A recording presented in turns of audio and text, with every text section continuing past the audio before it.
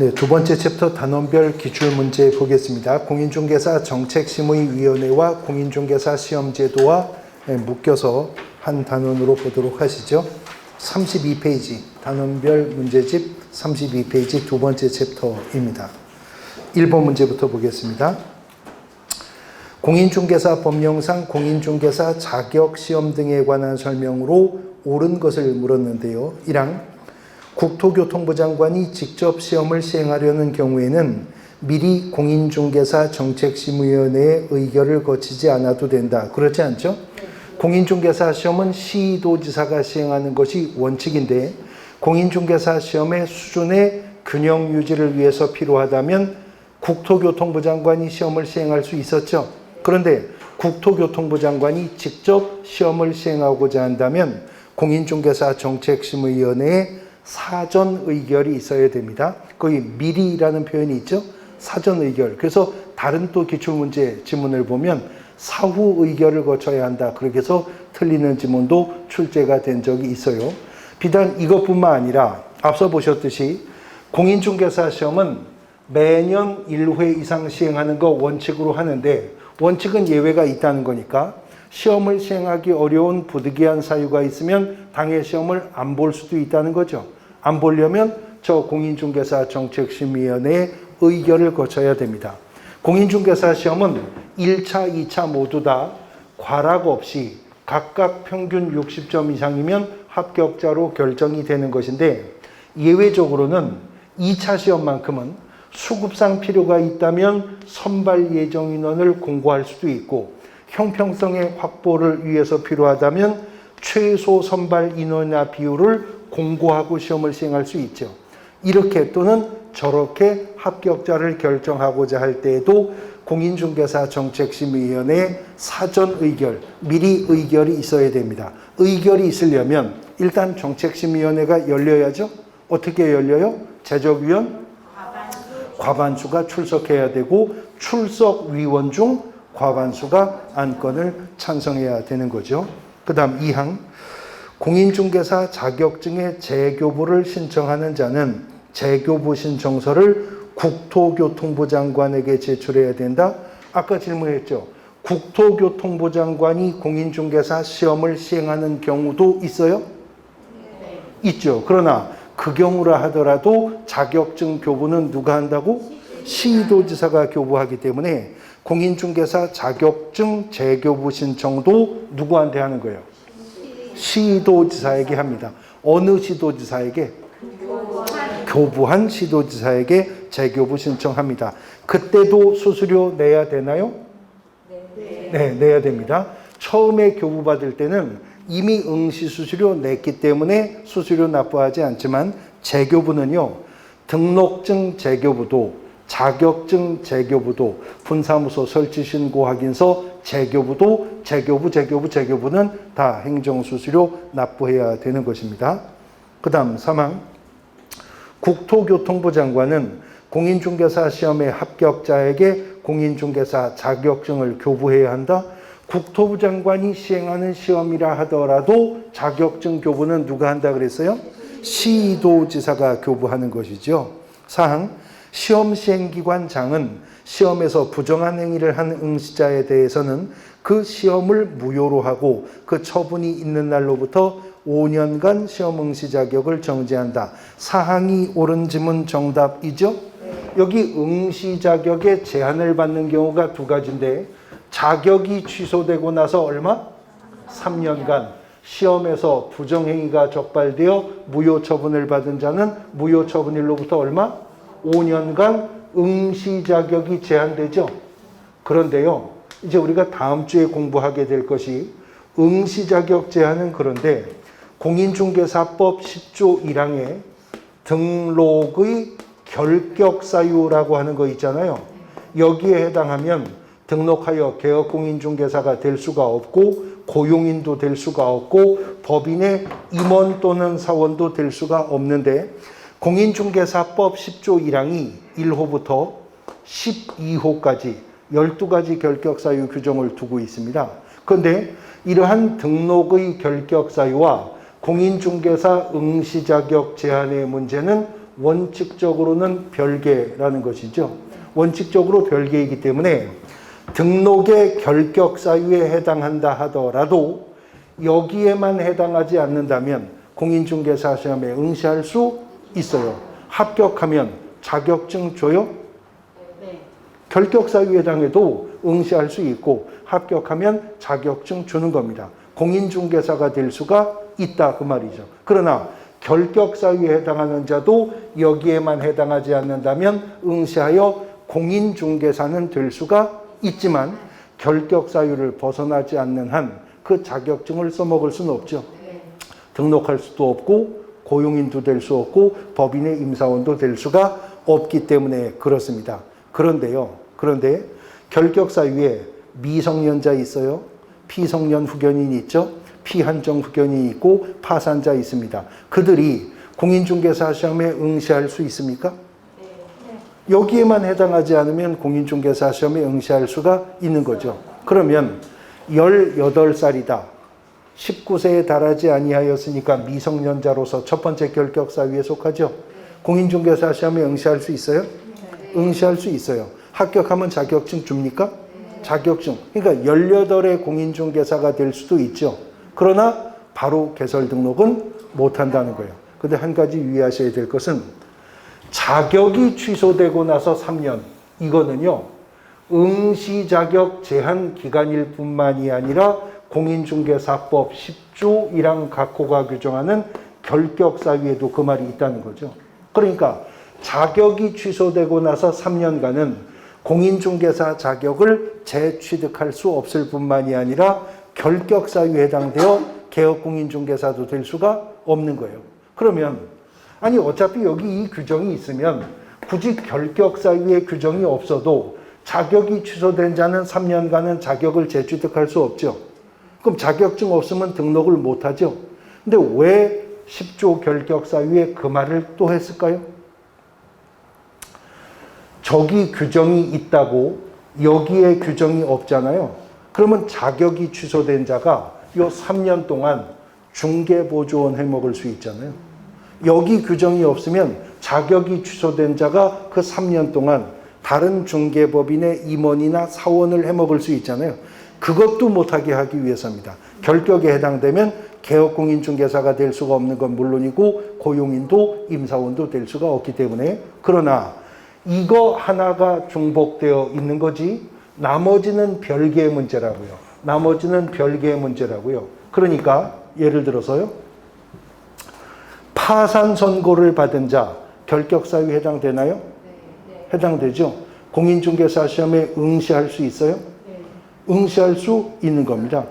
금고 이상형의 실형을 선고받고 집행이 종료가 된 지 3년이 경과되지 않았다. 결격 사유에 속하죠. 공인중개사 시험에 응시할 수 있어요? 응시할 수 있습니다. 그러면 금고 이상형의 수형자, 지금 현재 재소자, 공인중개사 시험 볼 수 있어요? 예. 결격에 속하지 응시 자격 제한과는 관련이 없다라고 하는 겁니다. 그럼 거꾸로 작년 10월 31회 공인중개사 시험에 응시했다가 컨닝 치다가 걸려서 시험이 무효 처리가 되었어요. 작년 10월에. 그런데 그 자를 개업공인중개사가 올 6월에 중개보조원으로 적법하게 고용할 수 있어요? 고용할 수 있다는 거죠. 그 자는 응시의 결격에 해당할 뿐이지 등록의 결격엔 해당한 적이 없기 때문입니다. 저거 하나만 중복이 되고 있는 거죠. 4항이 정답이고요. 그 다음 5항 시험 시행기관장은 시험을 시행하고자 하는 때에는 시험 시행에 관한 계략적 사항을 전년도 12월 31일까지인가요? 2월 말일까지고 이제 이건 최근에 바뀌었다 그랬죠? 시험 공고도 관보 및 일간신문이 아니라 관보, 일간신문, 방송 중 하나에 공고하고 또 뭐도 해야 돼요? 인터넷 홈페이지에 공고도 해야 되는 것이죠. 사항이 옳은 지문 정답입니다. 2번 문제. 공인중개사 법령상 공인중개사 정책심의위원회에 관한 설명으로 틀린 것을 묻고 있습니다. 사항 지문을 보시면요. 심의위원회 위원장이 부득이한 사유로 직무를 수행할 수 없을 때에는 부위원장이 그 직무를 대행한다. 자, 이렇게 나오는데 지금 요 사항 지문이요.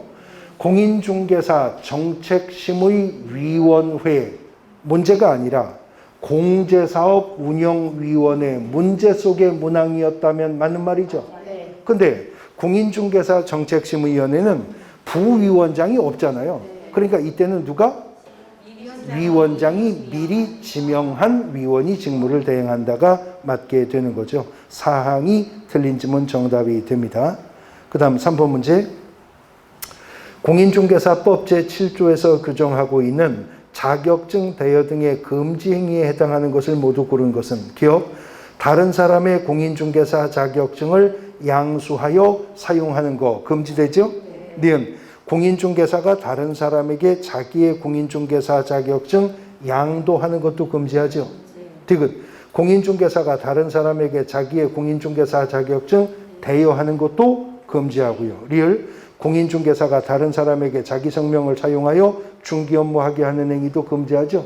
자격증 양도 대여 등은 양도 대여를 한 자도 양도 대여를 받은 자도 형벌은 모두 다 1년 이하의 징역 또는 1,000만 원 이하의 벌금형인데 이것은 비단 공인중개사 자격증만 그런 게 아니고 등록증도 그랬었죠. 등록증 양도되어 한 자와 받은 자 모두 다 1년 이하의 징역 또는 1,000만 원 이하의 벌금형이고 자격증을 양도되어 한 자는 행정처분 자격 취소, 등록증 양도되어 한 자는 행정처분 절대적 등록 취소 사유가 됩니다. 기억, 니은, 디귿, 리을 모두 정답 5항이 정답이 되겠습니다. 이어지는 4번. 공인중개사 법령상 공인중개사 자격 및 자격증 등에 관한 설명으로 틀린 것은 1항 시도지사는 공인중개사 자격시험 합격자 결정 공고일로부터 2개월 이내에 시험 합격자에 관한 사항을 자격증 교부대장에 기재한 후 자격증을 교부해야 된다. 2개월이 아니라 1개월 이내에 자격증 교부한다고 했습니다. 방금 전 시간에 질문 드렸었는데 공인중개사 법령에서 1개월 이내에 주는 게 또 뭐가 있다고요? 포상금 지급 결정일로부터 1개월 이내에 지급하죠. 근데 그것과 또 비교를 해야 될 것이 공인중개사법상의 신고 포상금은 지급 결정일로부터 1개월 이내에 지급을 하는데 부동산 거래 신고 등에 관한 법령에서 포상금은 언제까지 준대요? 지급 신청서가 접수된 날로부터 2개월 이내에 지급한다고 합니다. 그러니까 포상금도요. 공인중개사법상 포상금은 지급 결정일로부터 1개월 이내. 부동산 거래 신고 등에 관한 법령상 포상금은 지급 신청서가 접수된 날로부터 2개월 이내에 준다. 그러면 부거법상 포상금이 공인중개사법상 포상금보다 한 달 늦게 줘요? 한 달 늦게 주는 거예요? 그거 아닌 게요. 공인중개사법의 포상금은요. 지급 결정일로부터 1개월 이내에 준대요. 지급 결정일로부터 1개월 이내. 근데 부동산 거래 신고 등에 관한 법령상 포상금은요. 지급 신청서가 접수된 날로부터 2개월 이내에 준다는 겁니다. 그러니까 2개월, 1개월이니까 한 달 차이다. 이렇게 말할 수 없죠. 기준일을 달리 말하고 있기 때문에 그래요. 지금 4번 27의 기출문제는 2개월이 틀렸죠. 2개월이 아니라 1개월이에요. 그러면 말이 나온 김에 공인중개사 법령에 2개월은 뭐가 2개월이었어요? 공인중개사 법령에 2개월도 있잖아요. 2개월. 아까 제가 얘기했었어요. 2개월. 아니 공인중개사 그 얘기는 금방 제가 한 거고 공인중개사 법령 안에 2개월이 있잖아요. 아까 얘기했어요. 제가 11시 40분쯤 제가 말한 것 같아요. 뭐가 2개월이죠?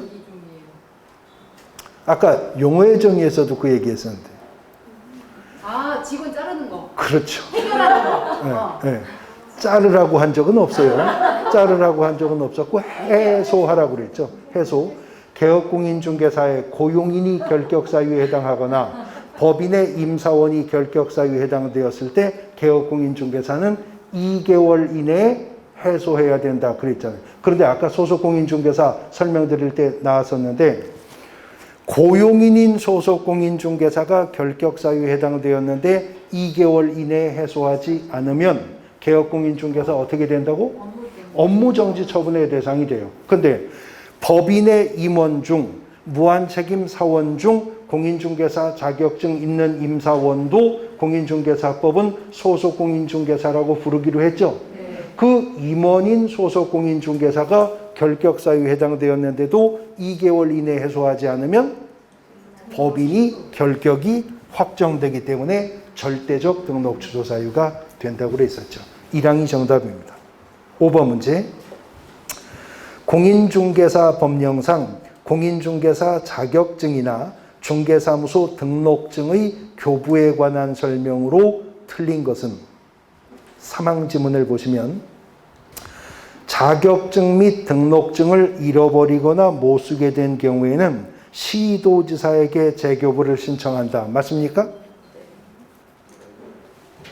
지금 이렇게 말하면 국문법적으로 자격증 재교부 신청도 시도지사에게 하고 등록증 재교부 신청도 시도지사에게 합니다. 그 말이잖아요. 맞아요? 틀렸죠. 틀렸죠. 자격증을 잃어버리거나 못 쓰게 되어서 재교부 신청할 때 재교부 신청은 누구한테요?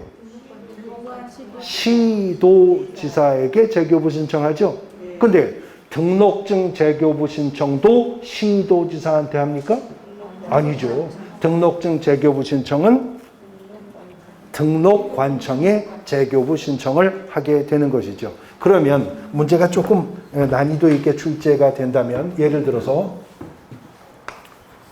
서울시 강남구 고사장에서 공인중개사 자격시험에 응시를 해서 자격을 취득을 했어요. 그리고 나서 경기도 광명시에는 구 없죠? 광명시에서 개설 등록을 하고 중개업을 하고 있는 공인중개사인 개업공인중개사 A씨가 있습니다. 자, A씨가요, 공인중개사 자격증을 잃어버렸어요. 그러면 자격증 재교부 신청해야죠? 이때 공인중개사 자격증 재교부 신청은 누구한테 합니까?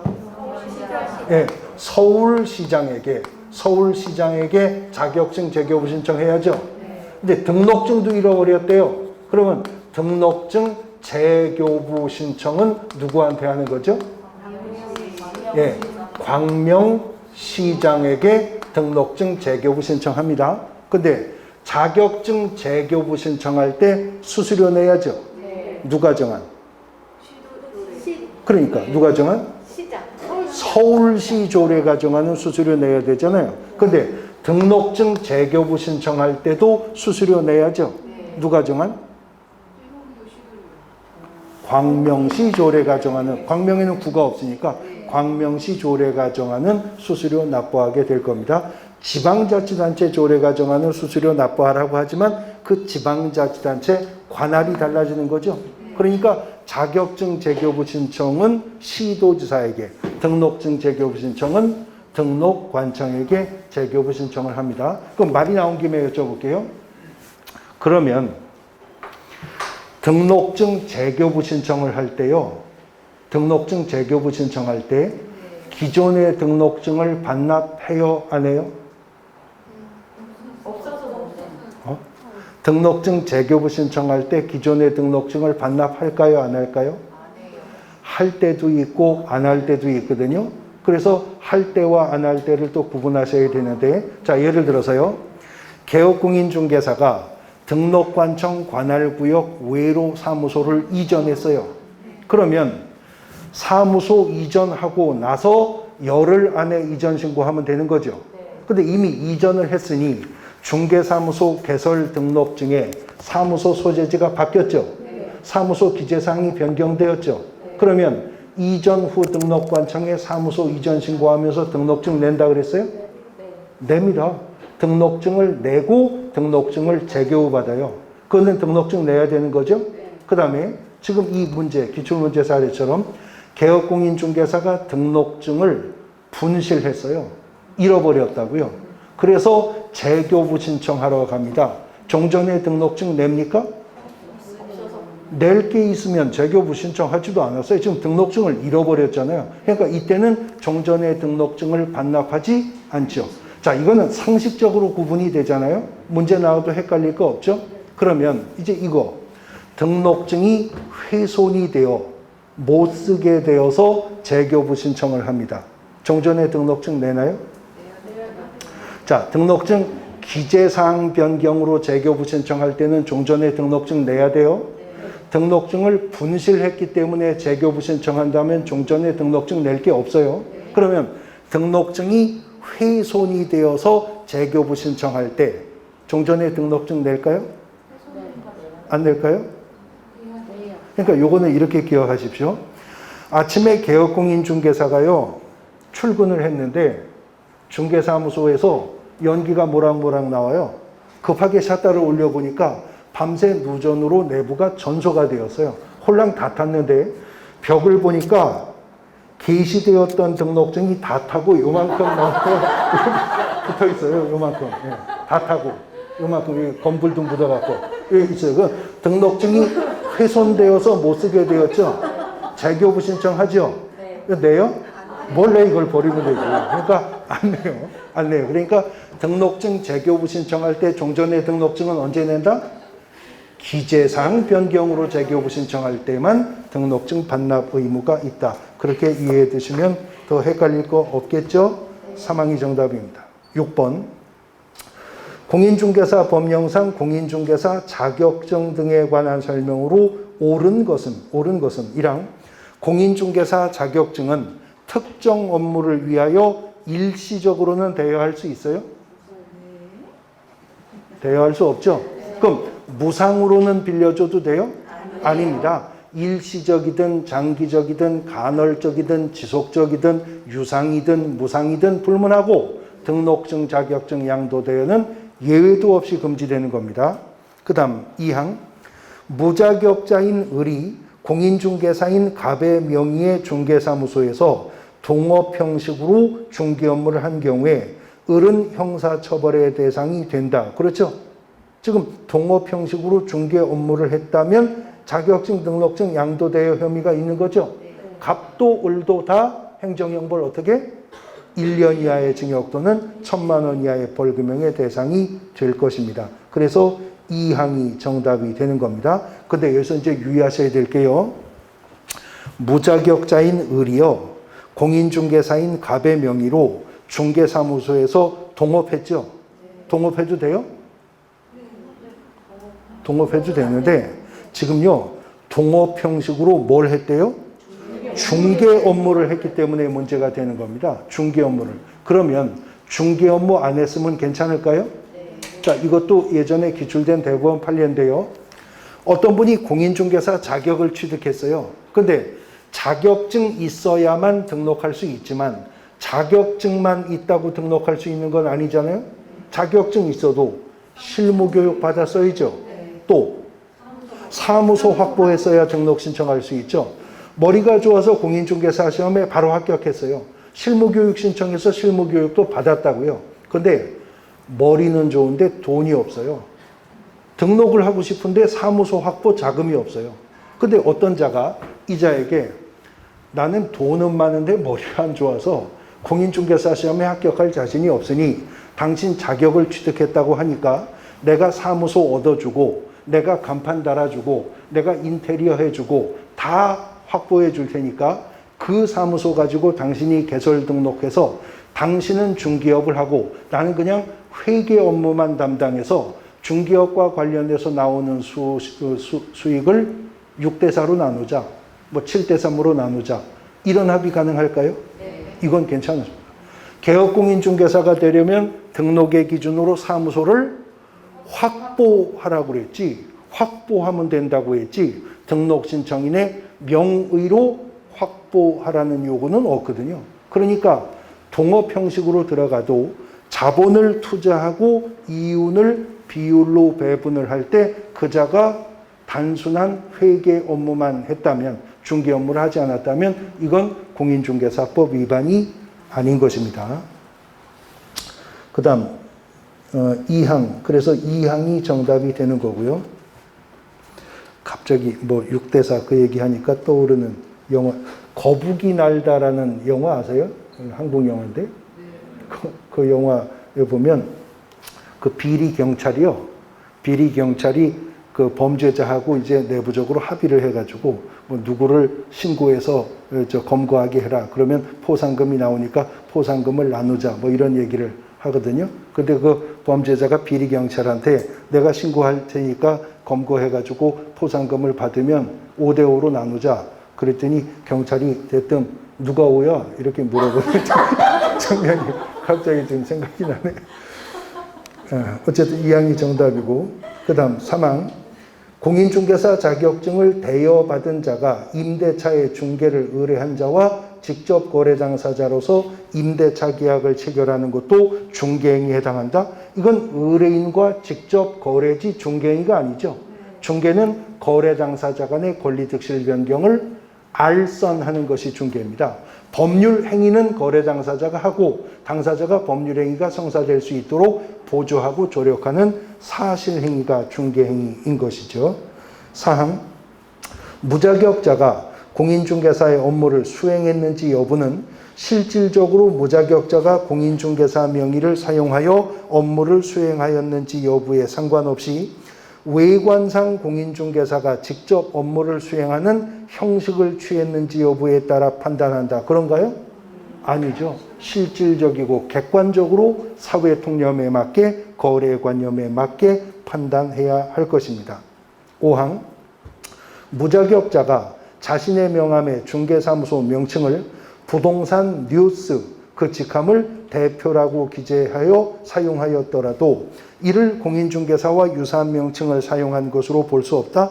대법원 판례는 부동산 뉴스 대표 이런 명칭도 공인중개사와 유사한 명칭을 사용한 것으로 판단해서 1년 이하의 징역 또는 1,000만 원 이하의 벌금형으로 처벌하도록 규정하고 있는 겁니다.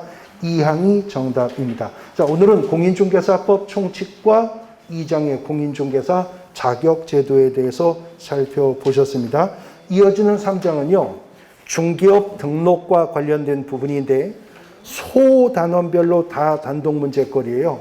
등록의 기준과 절차, 등록의 위반과 효과, 등록의 결격 사유 다 문제가 출제가 매년 두세 문제씩 출제가 되는 부분인데 이론과 문제풀이를 짝을 이루어야 되기 때문에 다음 주에 묶어서 정리를 하겠습니다. 오늘 수업은 여기까지입니다. 수고하셨습니다.